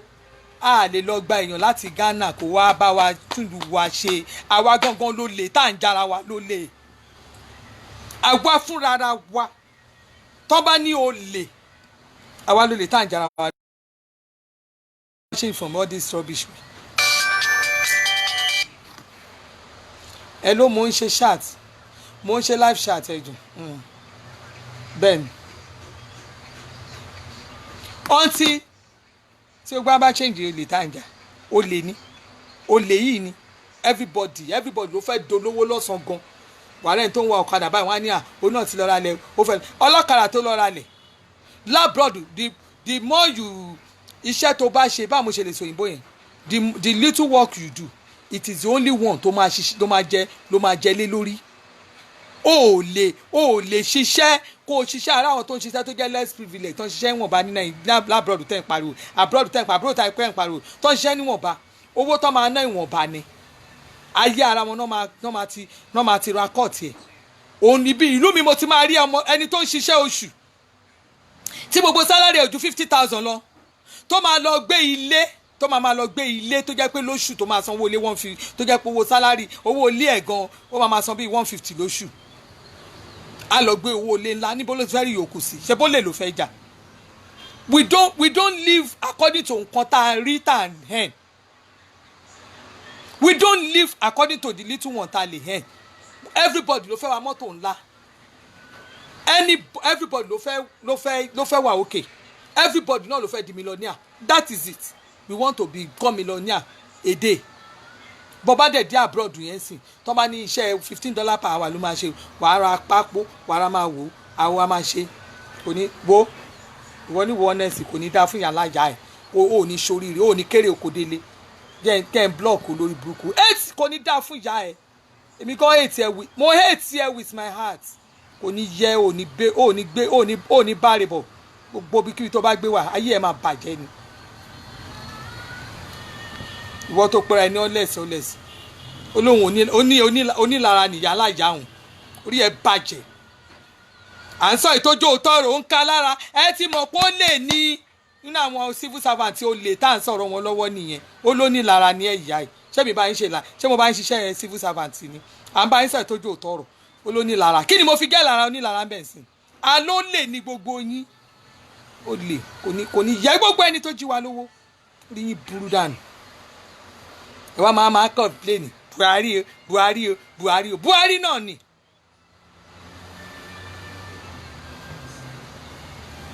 Buhari náà ni àwọn olè àwọn aníní àwọn ayẹ́sì o Bukky Rahim àwọn aníní fani àwọn olè burúkú. You will see the real fact, you will not be able to speak it out. You will not be able to speak it out. A governor will be so desperate láti govern yín. Somebody will be so desperate just because pé wíyá hate ẹnìkan ẹ fẹ́ fi wọn ẹnìyẹn pé hate ẹ ẹnìyẹn dẹ̀ máa ba ayé yín jẹ́ ó dẹ̀ ń ba ayé yín jẹ́ ó dẹ̀ ń ta gbogbo future yín. Ẹ̀yin kankan ṣe say he's coming back here he's coming back he must come back we want to show this is not ẹni tó ti ba ayé yín jẹ́. Tí mo pé tani ẹ bá padà síbi ayé yín máa bàjẹ́ sí ni. Èèyàn jalè Nàìjíríà mo ti rí kíní yẹn èèyàn tó ń ṣe nǹkan tí ò dáa àmàmà just because you hate somebody ẹ máa dẹ̀ máa hate yẹn nìṣó kí ni nonsense. Ó dìgbà tí gbogbo wa bá call a spade a spade tẹ bá rólè kẹ pé lólè ẹ má tààmù ẹ pé bí ìjọba bí ìlú ṣe rí ni ẹ ń sọ̀rọ̀ ẹ máa tún sọ̀rọ̀ ẹ ní àwọn kidnapper àwọn tó ń gbé báàgì àwọn tó ń bá kẹrọba àwọn kìnnìkan ìjọba àwọn tó lọ sí ìlú bí tí mo ní wọ́n ti lọ ń wọ owó báǹkì nǹkan owó báǹkì máa gbé síta máa ṣí à wọ́n lọ ń wọ owó odidi owó nínú báǹkì odidi báǹkì ni wọ́n break.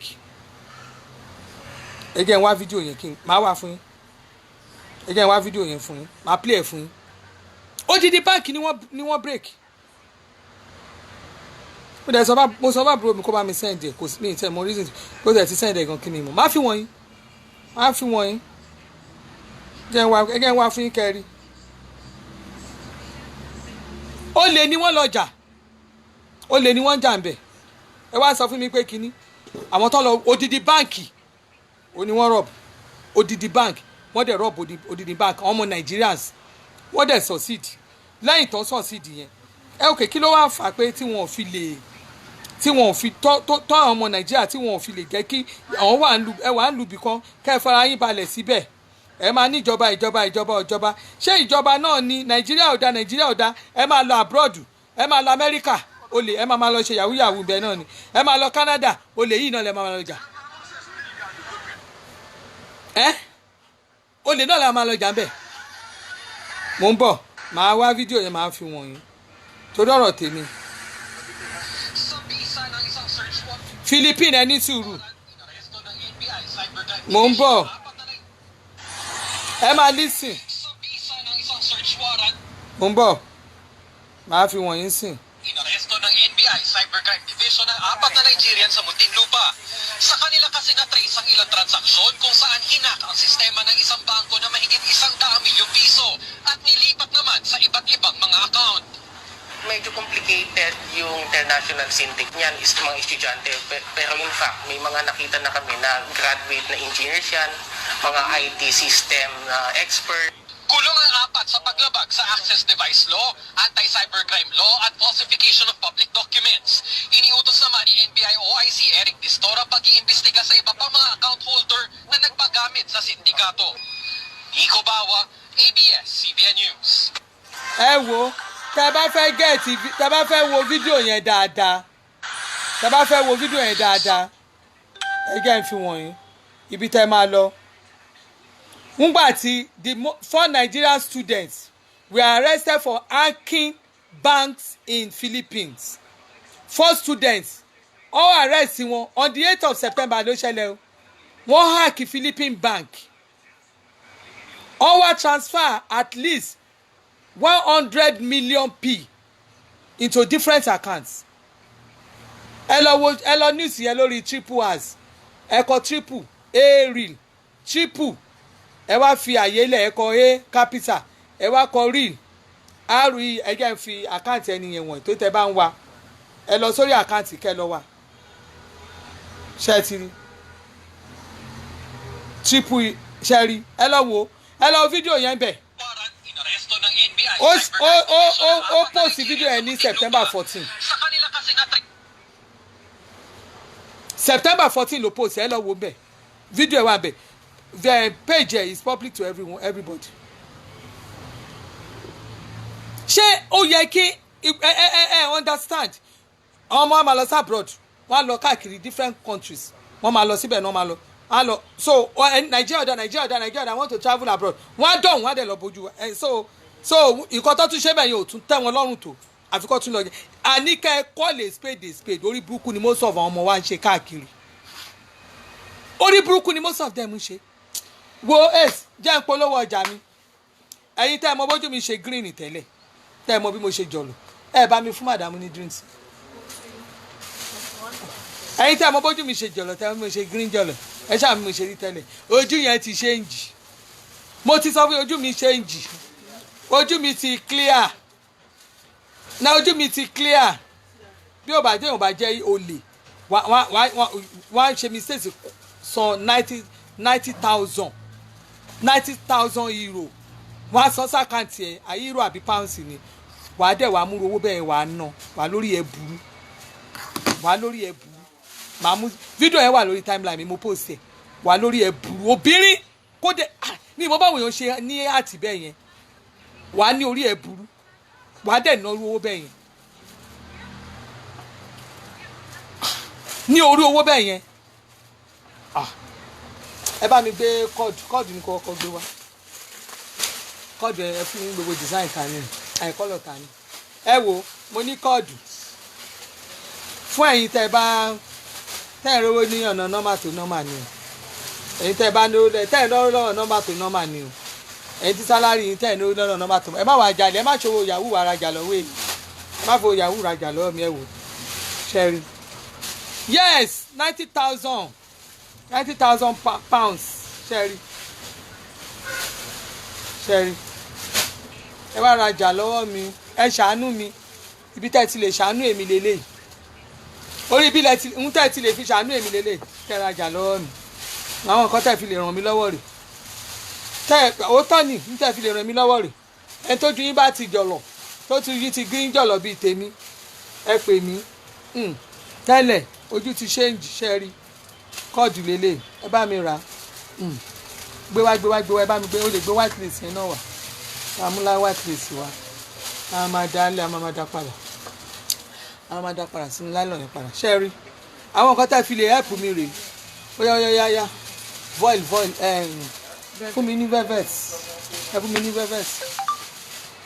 ẹ fún mi náà velvet àṣẹ ìjà yẹn ẹ wò velvet lélẹ̀ orange stone ni ó délẹ̀ bẹ́ẹ̀ n tẹ́ fi lè help mi lélẹ́yìí ẹ má jẹ́ ń jẹran ọ̀kàṣẹ́ ẹ má jẹ́ ń jẹran ọ̀wọ̀ sí ẹ má sọ pé àwọn politician yìí rà òun rè n tẹ́ fi lè help mi lélẹ̀ èmi ò gbó lọ́wọ́ ìjọba o ọlọ́run kristi gan rè mi ò gbó lọ́wọ́ ìjọba èmi máa sọ ìtọ́jú òtọ́rọ̀ fún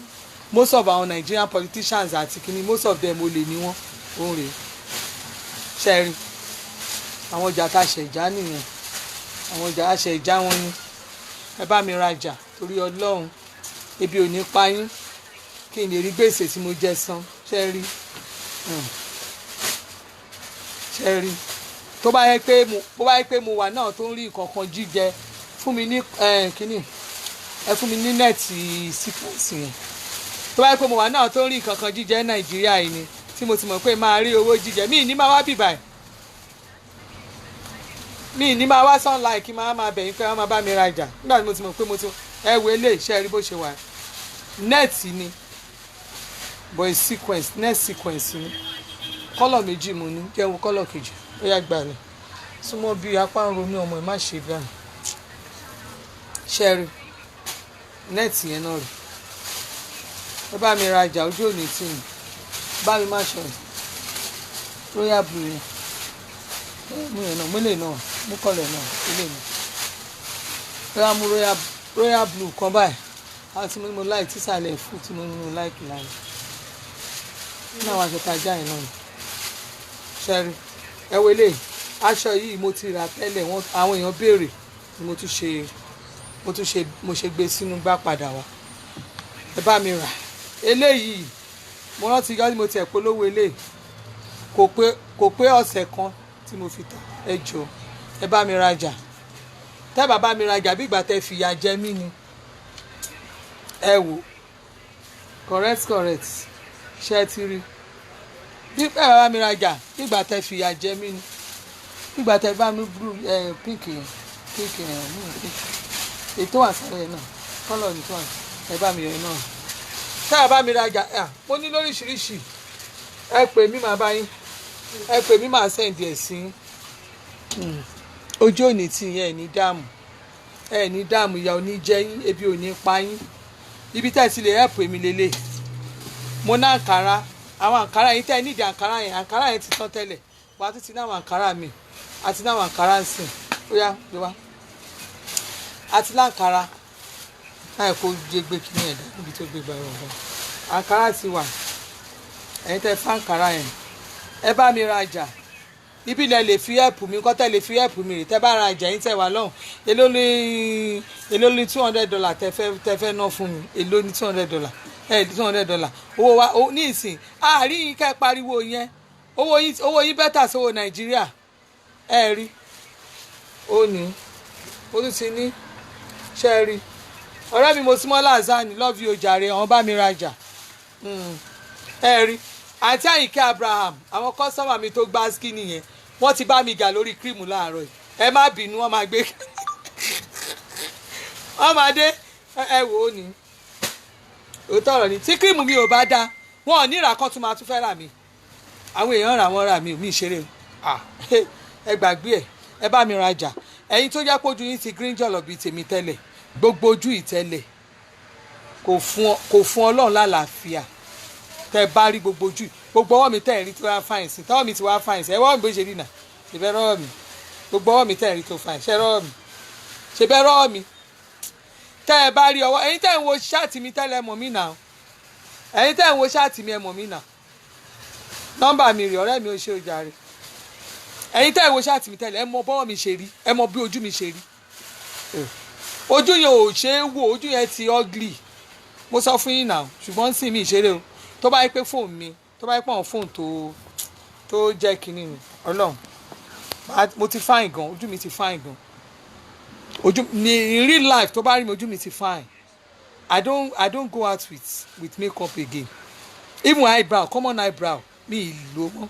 tí n bá ní party ṣe ni màá lò kò síbi tán pè mí síbáyìí tí mi ò lọ kò síbi tán pè mí síbáyìí tí mi ò dé bẹ́ẹ̀ bí mo ṣe wà yìí kò síbi tí mi lè dé because mo ti rí i pé mo ti wà presentable Ọlọ́run alẹ́ ìsìn mo ti múra èmi àtọkọ mi lọ ṣe fàájì mo múra lọ mi ṣé mo bá ṣé ó wà òkè báyìí ó ní wà òkè ṣé mo lọ báyìí ó ní mo wà òkè because ó ti mọ̀ ẹ́ pé èmi ò fi powder ṣe foundation ojú mi ti fine kò sẹ́ni tó máa rí mi pé á ní woman yẹn fine because wọ́n máa gbọ́ natural beauty àti gbé natural jáde ojú ti padà sí náà àti kúrò ní àwọn ẹ̀yà káíkó gbogbo ojú ti green jọ̀lọ̀ ojú ti change ojú ẹ bá ti wá rí kójú ẹ ti ń rìn ẹ láyà fúnra rẹ̀ pé mí ó máa náwó ni kò ń ṣe ẹ̀ẹ́dẹ́gbẹ̀rẹ̀ cream èmi ò fáwọn àwọn cream àwọn ọṣẹ tó máa ń fún yín àwọn ọṣẹ yamayama tó ń bojú jẹ́ yẹn tó bá lè rọjú ra cream mi kó lò fúnra rẹ̀ gan ló máa wò pé yes Ọlọ́run alihamdulilayi pé o dẹ̀ máa ní Jésù òṣèlú tàbí kó o bẹ̀rẹ̀ sí ní máa sá ògùn lákàáyé òṣìmọ̀lẹ̀ olómi nílé fẹ̀jẹ̀wé ó ṣe o ilé kọ̀ọ̀kan bójú ògùn ló máa bọ̀ àbí ewé ló fẹ́ pè àbí èṣù láàlú ògiri òkò yìí tó bá wùn tó bá rí kópì ẹ̀ irú èmi sìn Jésù ló gbé mi Jésù ò ṣe o máa ṣe Olúwa ò ṣe o mo dúpẹ́ fún oore tó ṣe fún mi tó tiẹ̀ bá mi mú gbogbo ojú yàmàyàmà ẹ̀ kúrò so mo ṣì wà lórí ẹ̀ gbogbo ẹ̀yin tẹ́ ẹ máa ń sọ pé kí ni ẹ̀yin ẹ má jẹ́ káwọn ọmọ yín jáde o on the first irọ́ náà ń pa fún yín o ẹ lè rí government workers kan láàrin wọn torí wọ́n ti mọ̀ pé àwọn gbowó àwọn déédéé gbogbo àwọn tó ń jáde ẹ̀rí ṣálíbọ̀ lóhùn òun rálì bàbá oníbàbà tó ti mọ̀ pé ọ̀rọ̀ epo tẹ̀ ń sọ ọ̀rọ̀ gbogbo nǹkan tẹ̀ ń sọ tó ti mọ̀ pé ẹni tó ń ràn wọ́n jáde gan ló wà ń di ẹ̀ ṣé kí ló ń fẹ́ máa pariwo kí Dèjì Adéyanjú gan ti ń ṣe òótọ́ ọ̀rọ̀ ó lóhùn ò ṣe ṣe báwọn yẹn náà ń ṣáájú tẹ́lẹ̀ most of àwọn tó ń kíní most of àwọn ti mú òótọ́ ọmọ òótọ́ tó wà nídìí epo wọ́n mú òótọ́ tó wà nídìí power wa iná wa wọ́n mú òótọ́ tó wà ń bẹ̀ ká tó kúrò kí àwọn ìjọba àná tó kúrò náà ti dẹ pápẹ́ yẹn lẹ̀ fún ìjọba tó ń bọ̀ pé tíjọba yẹn tó bá àpùpá ọ̀kan náà wọ́n débẹ̀ o wọ́n ti dẹ pápẹ́ yẹn sílẹ̀ pápẹ́ tó ń tẹ́lẹ̀ ni tọ́ba dẹ̀ ní kán fọwọ́ kíní fa wù báyìí á jẹ́ àní níná for several months ṣé yẹn la fẹ́ ó ní èèyàn máa fẹsẹ̀ á máa fẹsẹ̀ wọ́n máa yọ díẹ̀ ni wọ́n á yọ díẹ̀díẹ̀ ni bàbá yẹn máa yọ díẹ̀díẹ̀ ni kí ló lè fi búùsì kí ni iná wa iná ní bàbá Kìyámọ̀ tán ló lọ tó kú tó lọ sí Germany yẹn ní bàbá yẹn ó lọ fún mítì yẹn ló dé ló fi jẹ́ pé ó gbé kíní oògùn corona bọ̀ tó fi kú àmúdẹ aṣọ yín pé lórí ọ̀rọ̀ náà yẹn gan bàbá Buhari yẹn ò dúró tọ́nà tún ti gbé kíní kan sẹ́gbẹ́ kan ó ti ń jẹ́ káwọn ilé tán tàwọn ó ti yẹ kó máa sáré kiri tí ẹ bá lẹ mọ̀ kú àwọn kan náà àmọ́ báyìí fẹ́ ṣe ìbọn kíní yóò ń ṣe tó máa fà gbìrì ọ̀rọ̀ epo tá à ń pariwo throughout the world kò sẹ́ni tí ò mọ̀ pé corona wà wọn ò ṣiṣẹ́ ọkọ̀ ò ṣiṣẹ́ gbogbo nǹkan lọ stand still ni so ìlú dẹ̀ ṣe ń come back to kíní ni so òṣìṣẹ́ fẹ́ àwọn òṣìṣẹ́ táwa ń sanwó àwọn òṣìṣẹ́ tó ń gbowó yìí wàhálà owó epo tá à ń ṣe gbogbo tá à ń ṣe orí àwọn òṣìṣẹ́ ni àwa kan là ń jìyà ẹ̀ ẹ jẹ́ ká bára wa sọ èyí tó jò tọrọ so kí ni ká ti gbọ́ káwọn òṣìṣẹ́ má tún gbowó oṣù wọn òṣìṣẹ́ wà ń lé wọ́n dẹ̀ ń gbowó oṣù mọ iye oṣù tá a fi wà ń lé ni so let's be sincere to ourselves. The man is really trying his best. àdúrà ní kẹ́mi bíi pé ká máa fi ran Nàìjíríà lọ́wọ́ kọ́lọ̀ kó bá wa tún lù wá ṣe a fẹ́ gba Yorùbá bẹ́ẹ̀ gba republic gan tó bá jẹ́ àwọn olè association of thieves tó wà ní ministries náà ló wà ń bẹ̀ kò sí nǹkan kan kọ́ ní gbogbo ẹ̀ máa bọ́ sí àníta bá ti rólè ẹ̀jẹ̀ ká fúnra wa ní ká máa pariwo olè ṣùgbọ́n a máa dákẹ́ àní sọ̀rọ̀ a máa ní kínní ńgbà tán ní kán gbé mítà fún wa bàbá yìí national broadcast ni Buhari ṣe ó ní wọ́n gbọ́dọ̀ gbé mítà ńgbà tán ní kán gbé mítà fún gbogbo wa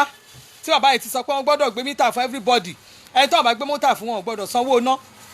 ṣèbí lẹ́yìn ìgbà yẹn béèrè àwọn tó ń há kíní iná ìkiri mélòó náà gbé wá fún àwọn gbé wá wọn dáhùn ṣé báwọn kan náà wà lábẹ́ ẹ̀ ṣé Buhari ló fẹ́ lọ gbé nílé wọn ó fẹ́ máa gbé fún wa kiri ni ṣé báwọn kan náà wà ń bẹ̀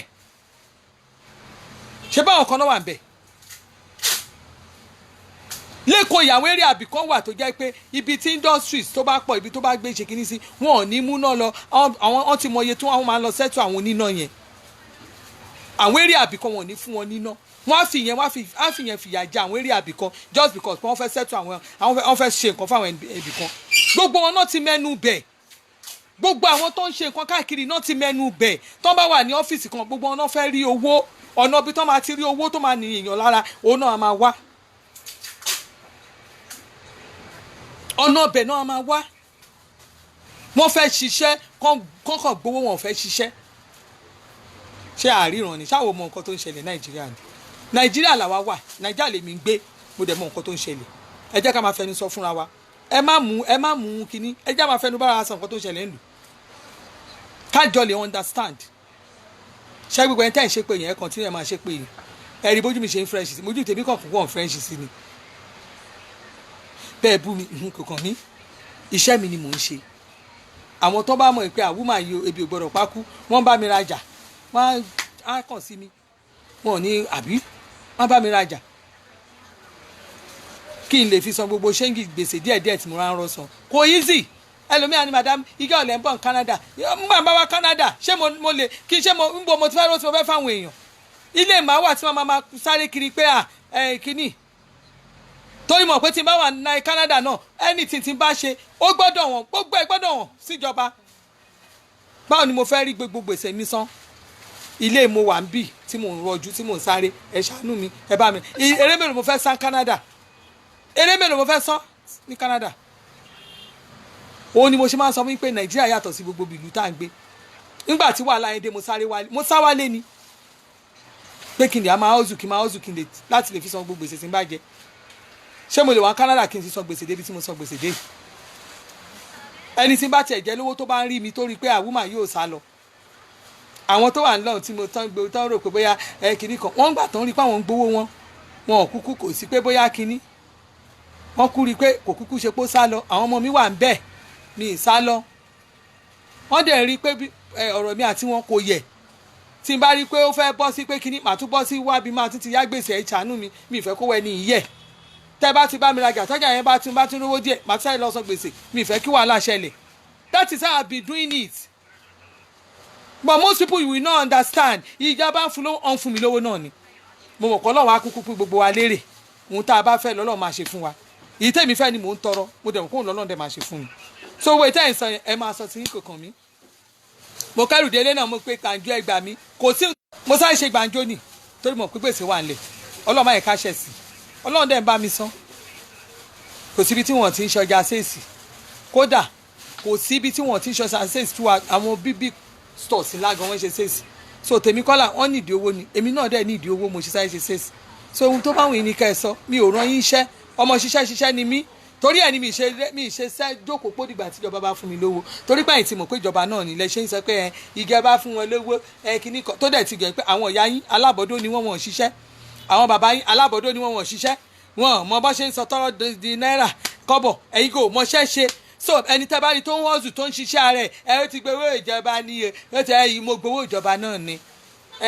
Tinubu ti fún lówó ó fún mi lówó náà ni gbogbo tó bá rìn ní kẹsàn kò kàn mí èmi á máa sọ tèmi yìí tó bá jó tọrọ a máa sọ fún yín ẹni tó bá wá tó ẹ bá on the first ẹ wá máa jà ẹ jáde ẹ ká wá protest o ẹni tí ìjọba bá gbé ní Èkó yìí tó bá gbé Ọlọ́run ó ń lọ tiẹ̀ nìyẹn Jésù gbọ́ Ọlọ́run ó ń lọ tiẹ̀ nìyẹn because àwọn nǹkan tó wà glaring lè ń jà lórí ó wà glaring ó show báyìí sí gbogbo ayé ó wà glaring nǹkan tó wà glaring ní gbogbo yín fẹ́ máa jàjà wèrè lẹ́fẹ́ máa ṣe sí ó wà glaring tẹ́ bá lè fẹ́ ṣe anything not at this right time àwọn olùbí tẹ́ wà káàkiri yẹn mélòó lẹ́rí tán gbé placard tán gbé kíníkiri ó wà glaring nǹkan tẹ́ ń ṣe yamayama sí ó wà glaring tí ó jẹ́ pé this is not the right time to do all this we are doing protest nígbà ayé covid ẹ ṣàtúnfẹ́ ẹ fẹ́ kó covid ẹ fẹ́ kó ràn wá fẹ́fẹ́ tí oríṣiríṣi ojàre Kristi Akínsíkù èmi àti ẹ bá mi sọ̀rọ̀ lórí inbox èmi náà bá yín sọ̀rọ̀ lórí inbox lórúkọ Jésù ojú òní tìyìn torí mo ti bá àwọn èèyàn sọ̀rọ̀ lórí fóònù ẹ mọ̀ pé máa ń sọ síta gbangba àwọn tó jẹ́ pé wọ́n ní aṣọ yẹn wọ́n wá gbé sórí kíní wọn á máa sọ pé aṣọ lélẹ̀ á máa náwọn nírú ẹ̀ wọ́n ti gbá àwọn àfáàsì mi mẹ́ta náà ti lù ní jìbìtì táwọn yẹn sẹ màdámù yẹn kíní kan mo ṣe báyìí lẹ́lẹ́ rí ìtò ṣìbù ẹ lọ́ra ń bẹ̀ àbí kí la máa wá ṣe wọ́n gbá wọn dáadáa sómi ìfẹ́ jìbìtì ẹ bá fẹ́ ra aṣọ máa inbox àjọ sọ̀rọ̀ tó bá pẹ̀lẹ́ ẹ bá mi sọ̀rọ̀ lórí WhatsApp nọ́mbà yín lọ lórí WhatsApp dáadáa lágbá Ọlọ́run ojú òní tí ebi ò ní pa yín gbogbo ìtàwọn èèyàn sọ yẹn ẹ máa wo ti yẹn má dá wọn lóhùn o Ọlọ́run á jẹ́ kí Nàìjíríà dá o ẹ má dá wọn ìṣe most of them olè ni wọ́n ní jìbìtì olè ọ̀nà ń da Nàìjíríà rù ó dìgbà tẹ́ bá ṣe dáadáa ká tó mọ̀ ìpín ẹ̀ ṣe dáadáa olè ni most of you olè ẹ bá jẹ́ sọ fún yín kó ṣe gba àwọn civil servant náà ló lè ṣe àwọn kó mo sọ fún yín kò dẹ́ ṣe gbogbo politician ló lè ṣùgbọ́n most of them 90% of them àwọn méjèèjì 90% of politician 90% of civil servant olè ni wọ́n ó dàbọ̀.